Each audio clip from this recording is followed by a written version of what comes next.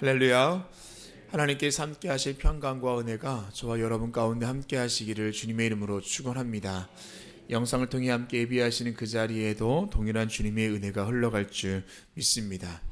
오늘 말씀의 제목은 가감없는 순종의 삶을 살라입니다. 가감없는 순종의 삶을 살라. 출애굽기 20장부터 23장까지 하나님께서 말씀을 주셨고, 어제 보셨던 24장에서 백성은 여호와의 모든 말씀을 우리가 준행하겠습니다 라고 응답했습니다. 그 언약은 그저 말이 아니라 피로 확증된 언약이었습니다. 이때 시내산 위에 하나님의 영광이 임했고, 하나님은 그 산으로 모세를 부르셨습니다. 하나님은 그렇게 임재하셨습니다. 그래서 출애굽기 24장에서 하나님의 임재가 시내산 위에 있었음을 우리가 확인해 보았습니다. 자, 그런데 오늘 본문 8절에 보면 내가 그들 중에 거할 성소를 짓되라고 이야기합니다. 오늘 본문 25장에서 하나님의 임재는 더 이상 산 위에 머물러 있지 않고 백성들의 진 한가운데로 내려오시겠다라고 말씀하고 있습니다. 오늘 말씀을 구분지어 보자면 1절부터 9절까지는 성소 건축의 목적과 예물에 대해서 이야기합니다. 8절에서 하나님은 나를 위하여 성소를 지으라 말씀하시고, 그 전에 성소를 짓기 위해 예물을 드려야 한다라고 이야기하는데 2절 말씀에 기쁜 마음으로 드리라 라고 이야기합니다. 10절부터 22절까지는 증거궤와 속죄소에 대해서 이야기합니다. 하나님은 그 성막의 가장 중심에 둘 기구로 증거궤를 말씀하십니다.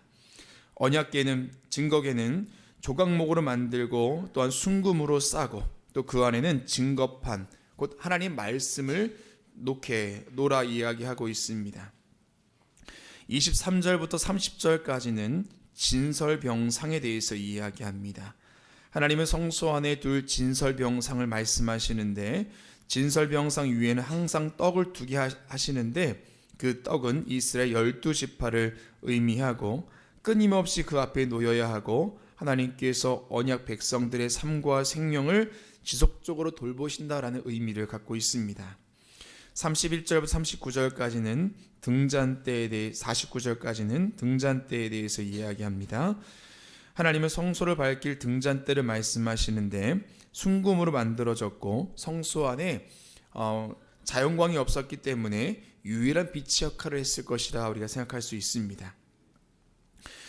오늘 읽으신 말씀 출애굽기 25장은 문자적으로 보자면 성소를 어떻게 만들 것인가에 대한, 건축에 대한 이야기이지만 하나님께서는 아무렇게나 지어도 된다라고 말씀하지 않으셨습니다. 8절과 9절 말씀에 내가 그들 중에 거할 성소를 그들이 나를 위하여 짓되 물은 내가 내게 보이는 모양대로 장막을 짓고 기구들도 그 모양을 따라 지을지니라 이야기합니다. 40절 말씀에도 이야기합니다. 너는 삼과 이 산에서 내게 보인 양식대로 할지니라 라고 이야기하죠.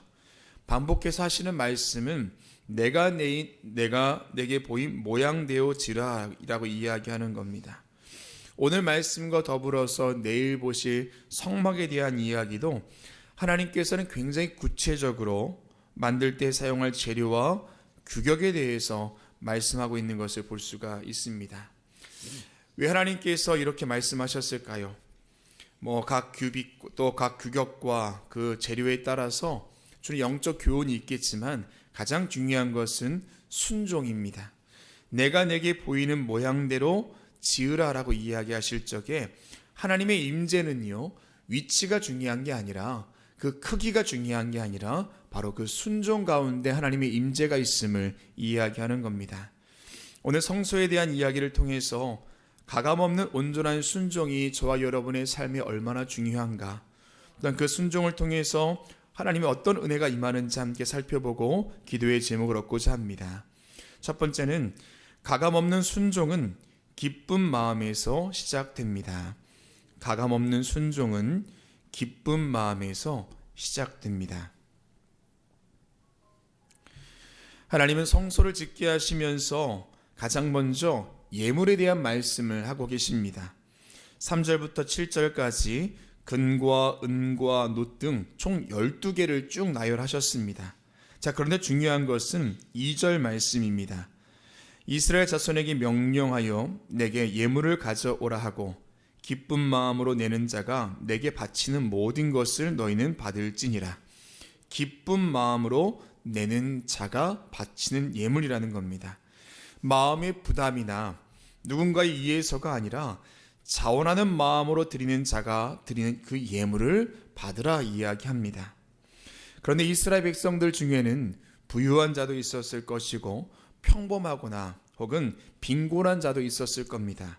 자, 그런데 3절부터 나열된 예물을 보면은 은, 금, 놋 이와 같이 비싼 것도 있지만 실이나 가죽이나 기름 등 생활용품도 있습니다. 이 말은 무슨 말입니까?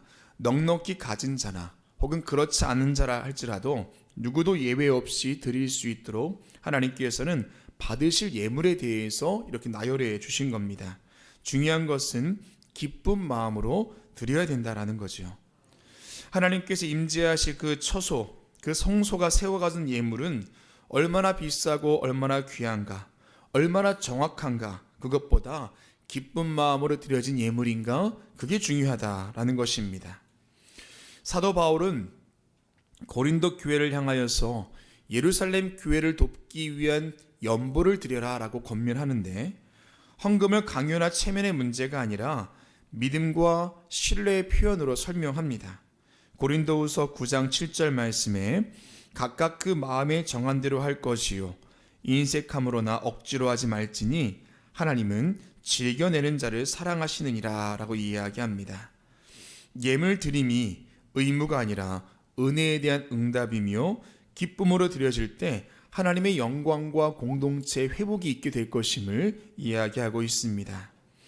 오늘날 우리도 하나님께 드려지는 예물 그리고 우리의 헌신, 그것에 대해서 기쁜 마음으로, 자원하는 마음으로 드리는 것이 얼마나 중요한지를 알고 있습니다. 자, 그런데 그것이 삶으로 이어지는 것은 결코 쉬운 일이 아닙니다. 왜일까요? 어쩌면 우리가 드려지는 예물과 우리의 헌신이 은혜에 대한 응답이 아니라 가끔은 생존에 대한 계산으로 될 때가 있기 때문에 그렇습니다. 이스라엘 백성들은 이미 구원받은 은혜에 감사하며 예물을 드렸고 자신의 출애굽한 그 모든 과정을 돌아보았을 때 감사해서 예물을 드렸습니다. 그런데 오늘 우리는 어떻습니까?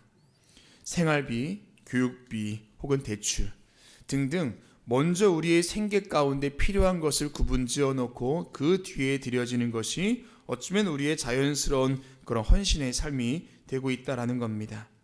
시대가 어려울수록 사람들은 붙잡고 싶은 마음들이 생기는데요.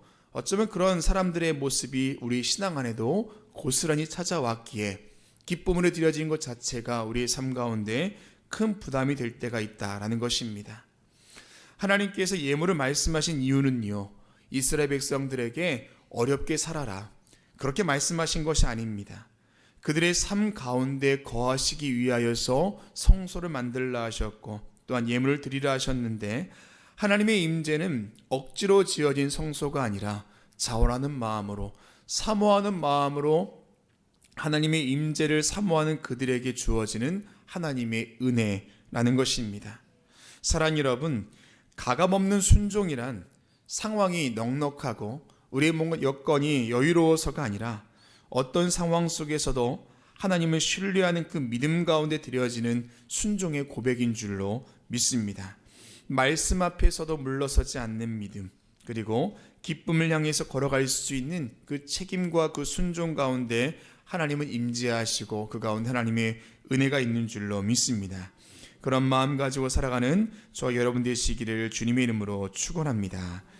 두 번째는 가감없는 순종은 하나님의 뜻을 신뢰하는 믿음입니다. 가감없는 순종은 하나님의 뜻을 신뢰하는 믿음입니다.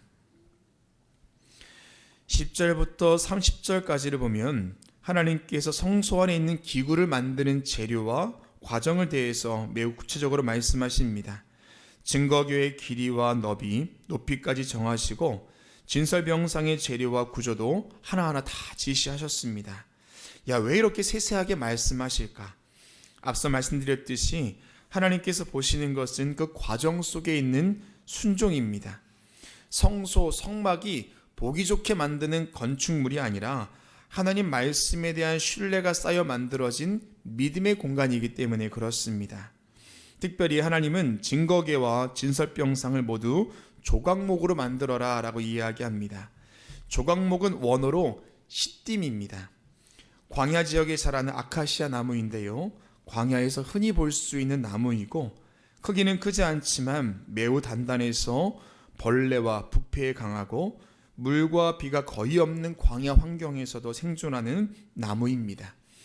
지금도 성지순례하면서 유대 광야를 지나면 모래 위에 덩그러니 이렇게 서 있는 나무를 볼 수가 있는데 그 나무가 바로 시딤나무, 그리고 오늘 본문에서 이야기하는 조각목입니다. 화려하지 않지만 오래 견디는 나무가 바로 이 나무입니다. 레바논의 백향목처럼 귀하진 않아도, 또한 쉽게 귀하진 않아도, 또 아름답진 않아도 쉽게 찾을 수 있고 일상 속에 있는 나무가 바로 이 조각목이었습니다. 하나님께서는 성소를 지을 때, 특별히 그 안에 증거궤를 둘 때 그 재료에 대해서 뭔가 화려하거나 뭔가 좋은 나무, 값비싸고 희소성 있는 나무가 아니라 흔히 볼 수 있는 그 나무로 만들라, 지으라 이야기했습니다. 하나님은 사람의 감각에 보기에, 사람이 보기에 좋은 나무가 아니라 하나님 말씀에 신뢰하는 그 믿음을 보셨다라는 것입니다. 잠언 3장 5절과 6절 말씀에 너는 마음을 다하여 여호와를 신뢰하고 내 명철을 의지하지 말라.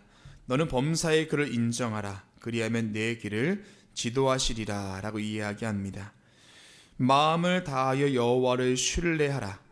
신뢰한다라는 이 말은 내가 옳다고 여기는 내 기준을 내려놓고 하나님께서 옳다고 하신 것을 선택하는 그 태도를 의미합니다. 내 명철을 의지하지 말라는 것은 인간의 이성과 경험과 계산과 상식, 그 명철이 틀려서가 아니라 하나님의 뜻보다 앞서서는 안 된다라는 것을 의미합니다. 범사의 그를 인정하라는 것은 선택과 결정의 모든 순간마다 하나님의 방식을 따르라 라고 이야기하는 것이지요. 그럴 때에 내 길을 지도하시리라 라고 잠언서에서 이야기합니다. 오늘 이스라엘 백성들에게 있어서 성소를 만드는 과정이 그러했습니다. 특별히 증거궤를 만들 때 쓰인 이 조각목이 바로 그러하다라는 것입니다. 사람들 보기에는 너무 하찮고 연약해 보이고, 또한 성소 안에 증거궤를 만들 만큼 화려한 나무가 아니었지만 하나님께서 원하시는 그 모습 그대로 순종하며 그 나무를 사용하여서 증거궤를 만들었습니다. 저와 여러분의 삶 가운데도 하나님의 생각보다 우리의 생각이 앞설 때가 있습니다. 내 눈에 보기에 좋은 것들, 내 생각에 더 지혜로운 것들이 하나님의 뜻보다 앞서갈 때가 있다는 것입니다. 그러나 가감없는 순종의 인생은요, 내 뜻이 아니라 하나님의 뜻을 따르고 내 생각과 내 판단이 아니라 하나님의 선택을 따를 수 있는 그 믿음과 용기 가운데 있는 삶인 줄로 믿습니다. 그런 믿음 가지고 살아가는 저와 여러분 되시기를 주님의 이름으로 축원합니다. 마지막 세 번째, 가감없는 순종은 말씀을 품고 은혜로 덮인 삶을 살게 합니다. 가감없는 순종은 말씀을 품고 은혜로 덮인 삶을 살게 합니다. 오늘 증거궤를 만들 때 중요한 두 가지가 있습니다. 하나는 그 증거궤 안에 무엇을 둘 것인가, 또한 그 증거궤를 무엇으로 덮을 것인가, 이 두 가지입니다. 16절 말씀 보면 내가 내게 줄 증거판을 궤 속에 둘지며 라고 이야기합니다. 먼저 하나님은 증거궤 안에 증거판, 곧 율법의 돌판을 두라고 말씀하셨습니다. 24장 12절에서 모세가 받은 율법과 계명을 하나님께 친히 기록하신 그 돌판을 그 안에 두어라 이야기합니다. 이 증거판은 하나님 말씀이고 하나님의 뜻이고 하나님과 이스라엘 백성들 사이에 세운 그 언약의 말씀입니다. 중요한 것은 이 율법이 궤 위에 올려 있는 것이 아니라 그 안에 두어라 라고 이야기합니다. 증거궤가 순종으로 만들어진 지극히 평범한 나무였습니다. 성경이 의미하는 바는 그것은 바로 우리의 인생이라는 거죠. 너무 평범한 그런 인생, 보잘것없는 인생이라 할지라도 그 안에 하나님 말씀을 두어야 한다라고 이야기합니다.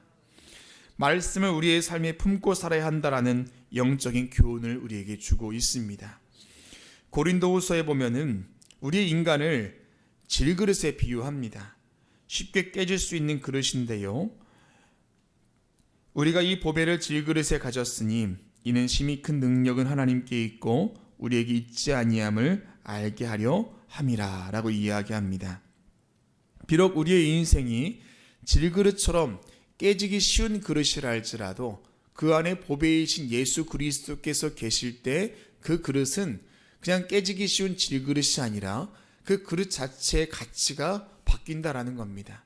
오늘 말씀 속에서 하나님의 말씀이 우리의 인생 가운데 있을 때 우리의 삶이 참된 인생이요 가치 있는 인생이 된다라는 것이죠. 자, 그리고 11절 말씀 보면은 그 증거궤를 순금으로 덮으라라고 이야기합니다.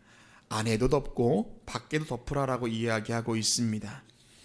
순금이 의미하는 것이 무엇일까요? 순금은 불순물이 없는 가장 귀한 것입니다. 전적인 하나님의 은혜입니다. 우리가 하나님 말씀을 삶에 품고 살아도 쉽게 넘어질 수밖에 없는 연약한 인생 속에 하나님의 은혜가 덮어진다라는 것입니다. 하나님 말씀 위에 금으로 덮게 하셨습니다. 단순한 장식이 아니라 하나님의 거룩함과 하나님의 은혜가 우리의 삶 가운데, 하나님께서 거하신 우리의 삶 가운데 있다라는 것을 우리에게 이야기하고 있습니다. 사랑하는 여러분, 하나님께서 함께 하시는 그런 인생 중에 항상 주의 말씀을 마음에 품고 또한 주님의 은혜가 덮여있는 그런 삶을 살아가는 저 여러분 되시기를 주님의 이름으로 축원합니다. 출애굽기 25장은 무엇을 만들었는가에 대한 이야기가 아니라 어떻게 순종했는가를 우리에게 이야기하고 있습니다. 하나님께서 말씀하신 그대로, 보이신 그대로 만들라 이야기하셨던 그 순종의 모습을 우리가 닮아서 우리의 모든 생각과 뜻보다 앞서가시는 하나님의 뜻을 순종하며 걸어가는 저 여러분 되시기를 주님의 이름으로 축원합니다. 기도하겠습니다.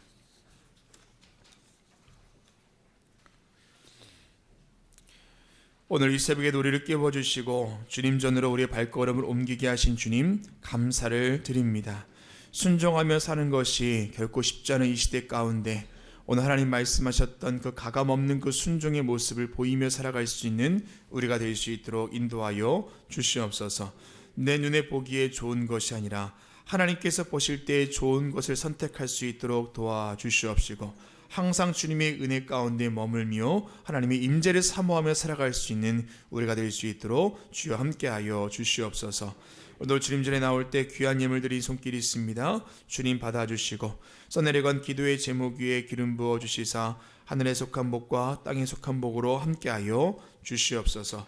오늘 한날의 삶도 주님 주관하셔서 하나님의 은혜 안에 살아갈 수 있게 하시고 무엇을 하든지 하나님 영광을 위하여 할 수 있는 오늘 한날 되도록 인도하여 주시옵소서. 병상에 있는 자들이 있습니까? 하나님께서 함께 하셔서 치료의 은혜로 함께 하여 주시옵시고, 어떤 환경과 상황 속에서도 시간과 공간을 초월해 가시는 하나님의 은혜를 경험하는 오늘 하루 될 수 있도록 인도하여 주시옵소서. 예수 그리스도의 이름으로 기도합니다. 아멘.